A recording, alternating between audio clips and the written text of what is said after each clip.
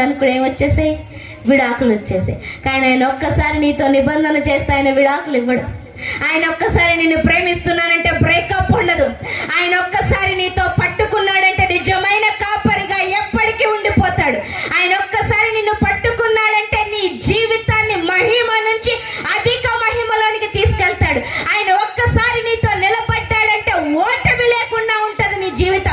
ఆయన ఒక్కసారి నీతో నిలబడ్డాడంటే నీకు స్థానాన్ని ఇస్తాడు. అర్థమవుతుందా? శత్రువులకి గ్యారెంటీగా ఓటమి. ఈరోజు మన శత్రువు మన పైన గెలుపు పొందుతున్నాడు, శత్రువు ఏదేదో చేస్తున్నాడు అంటే దానికి కారణం ఏంటి అంటే శత్రువుకి మనం డోర్ను ఓపెన్ చేస్తున్నాం.